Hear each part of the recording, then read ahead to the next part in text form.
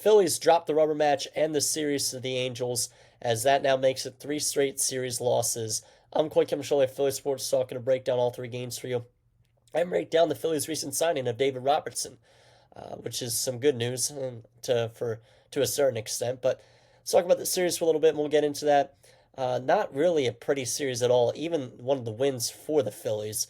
We won 9-5 in that game too, and I'll get to that. But kind of just bad baseball is being played, and it's been the same thing for the past 3 series against the Giants and the Padres as well. It wasn't really that good against the Reds before that too, even though the Phillies were able to salvage that series victory. Just not hitting, and the pitching was off in this game, or in this series. Jesus Luzardo got banged around in game 1 of the series. He gives up 7 hits, 4 runs, and 2 home runs in just 4 innings and 2/3 pitched. This is not going to do it. Bryce Harper and Kyle Schwarber, they've been the story of this series, and for the past couple weeks now. Schwarber hit a leadoff home run, or not a leadoff home run, but a home run in the first inning for the Phillies. And then Bryce Harper hit his second home run of the night to get the Phillies within 1 run at a time in game 1 of the series. And this is after he hit a 3-run shot earlier in the game as well. So 2-homer night for Bryce Harper. And it's Bryce Harper and Kyle Schwarber. That's really it offensively. The Phillies were 1 for 7 runners in scoring position in game 1 of the series. So ultimately, Jesus Luzardo and the other bats, they just could not show up. And it did not help Tanner Banks giving up the 2-run shot to Taylor Ward as the Phillies lost 6-5 in this series, or in game 1 of the series. And Taylor Ward hit all 3 games. It was a struggle for the Phillies pitching to get Taylor Ward out, and I'll get to that soon. So game 1, great to see Schwarber still mashing. Great to see Harper getting going. I'll talk about him later with his stats. Game 2 was the same story, but this time the Phillies came out on top 9-5, and it, got off to a bad start. Trey Turner and Kyle Schwarber, they got into a really stupid rundown early on, which cost us potentially a couple runs. But Nick Castellanos was able to drive in a run off a single in the first, which was nice. But the Angels scored 3 runs in the fourth, stemming from Tyler Ward and Joe Adell homers. So again, Taylor Ward at first, sorry. Taylor Ward got the best of our pitching again in this one. But Nick Castellanos made a big-time play in Game 2 of the series. Sliding catch with the bases loaded to get out of the jam. It was a nice, smooth catch. After that, Kyle Schwarber, he came up big time. And it was funny because I was working at the time, and I work in a restaurant and obviously around the bar area, and he hit the grand slam and the whole place erupted. So, it was funny because right before that I was saying, wow, the Phillies are really it's just not looking good the past couple of weeks. But that was big time. Gave the Phillies a 7-3 lead. He's the 4th player in Phil's history with 32 home runs in the team's first 98 games. And then Bryce Harper hit a 2-run shot in the 8th to add a little insurance. So these two, it's been really fun to watch recently. And 11 of Bryce Harper's as of Game 2, this is a stat I just put in my notes, as of Game 2, 11 of Harper's last 12 hits had gone for extra bases, which is the most in any 6-game span of his career. So some really cool stuff there from Bryce Harper. They have both been white hot. They did cool down this upcoming game 3, and I'll get to that in a few. But some great stuff there. So the top of the order did really well. Trey Turner, Kyle Schwarber, Bryce Harper, and Nick Castellanos, they combined for 7 hits and 8 RBIs in Game 2.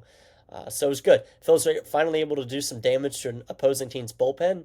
And, pitching-wise, nothing really that great. Taijuan Walker got the start, 3 runs off of 9 hits in 4 innings, gave it 2 home runs. So, he hasn't been that bad this year, but this was not a good start. But the bullpen, they did a fine job, giving up just 2 runs off of 3 hits in 5 innings. So not an awful stat line there for the bullpen. But getting to Game 3, Phillies lose 8-2. Awful game all around, pitching and hitting. Ranger Suarez, he was not himself at all. Obviously, he's been having a great year. He goes just 4 1/3 innings, get up 6 runs off of 8 hits. Also walked 4 batters. He even walked in a run in this game, which is pretty uncharacteristic. It was a big couple blow-up innings.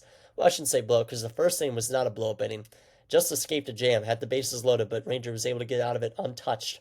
Second inning was the complete opposite. The Angels erupted for 5 runs, and including that bases loaded walk and then a bases clearing double from Taylor Ward. So this guy just had the Phillies number all series long.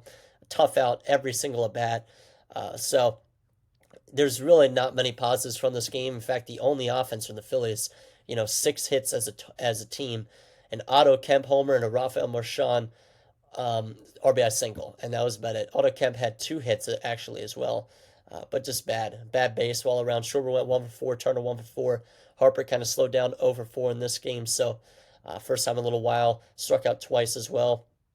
Really just a bad game.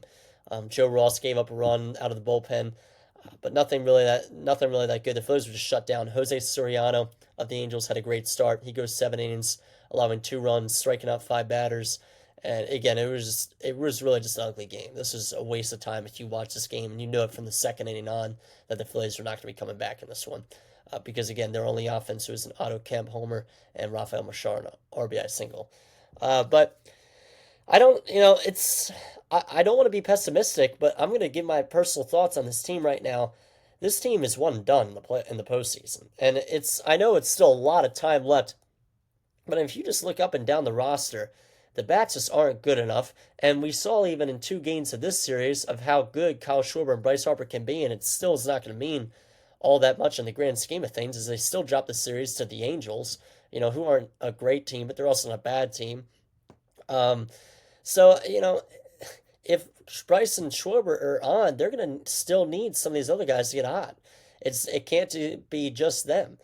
It's obviously great to see them going right now, but I tell you what, I'm very concerned about this team because the bullpen has been a problem, and we'll get into the David Robertson signing in a minute. Obviously, the starting pitching is an absolute strength. I think it's probably the best in baseball, even with Ranger getting touched up a little bit in this game. But it won't matter if the team can't hit. Opposing teams are going to have guys that can hit. They're going to come up big in different moments. And if the Phillies can't count on that, I don't really know what to say. If you're looking at the bottom of the order for the Phillies today, Brandon Marsh, this isn't even the bottom. This is the heart of the order. Marsh at the 5-hole, batting .250, OPS is .674. Otto Kemp, .260 batting average, .715 OPS. Not terrible, but obviously that's not in the most insane amount of playing time. Max Kepler, .204 batting average, .660 OPS. Rafael Marchand, .175 batting average, .522 OPS, and Bryson Stott, .232 average, .635 OPS. So all these insanely underwhelming numbers, and it's just not going to be enough. It's not going to be enough. The Phillies are going to need to make a handful of moves. Now, I'm not saying they can't contend because obviously with the starting rotation, they can compete with really any team in baseball. But when the moments get big and the bats aren't showing up, I just don't see how the Phillies are going to be able to win at all. So I think they're going to need at least, and even with the Robertson signing, even if it works out, I think they still need at minimum one more bullpen arm. That's at minimum. I think they need at least 2, if I'm being honest. But you're going to need 1 or 2 bats, and then I could believe that this team is a World Series team. But I just don't believe it at all. And not only am I concerned about this year, but I'm concerned about what's going to happen with Kyle Schwarber.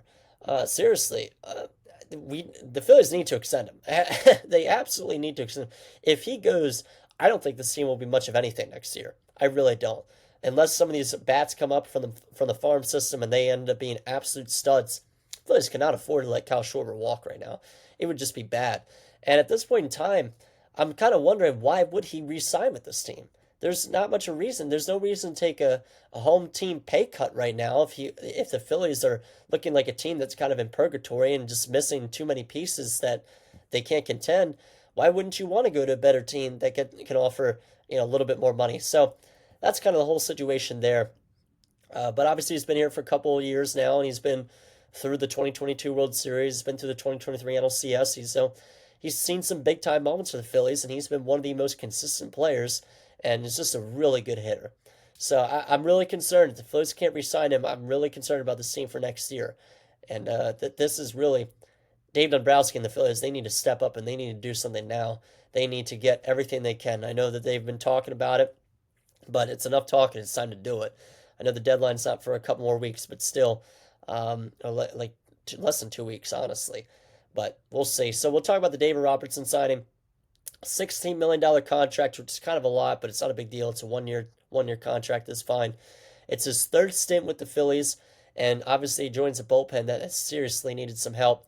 He was actually solid last year. He had a 3 ERA on the dot with 68 appearances through 72 innings, giving up just 53 hits and only 5 home runs, which is good. So it's less than 1 home run per 9. 99 strikeouts as well in 72 innings. So some pretty good numbers. Honestly, this guy probably should have got some more looks to be on a major league ball club before at this point in time. It's a good move for the Phillies. This is a solid move. I'm a little interested to see how he pitches after not throwing for more than half of a season here in professional games. But who knows? It can't get worse. That's the bottom line. It absolutely cannot get worse. So overall, I kind of like it. But again, it's nothing too serious. I told you. I think the Phillies need at minimum one more, and that's at the bare minimum. I really think they need two more at least in the bullpen. So Dombrowski needs to get on the phone. He's going to need to make some more moves. But that's all I got for this one. The Phillies, their division lead goes down to just a half game over the Mets, as the Mets have one more loss than the Phillies. And they're going to have to start playing some better baseball. It's not going to get easier right now, at least for the next two series. They're going to run into the Red Sox for three as they'll come in to Philadelphia, and the Phillies will go onto the road to face New York and Chicago. But they're going to have to figure this out because this has been a pretty bad couple weeks of baseball. Maybe they're a little slow after the All-Star break. I don't know. But, yeah, that's all I got. So I'll be back in a couple days, Thursday, to recap the Phillies and Red Sox series, and then again on Sunday for the Yankees series recap. Thank you guys for listening.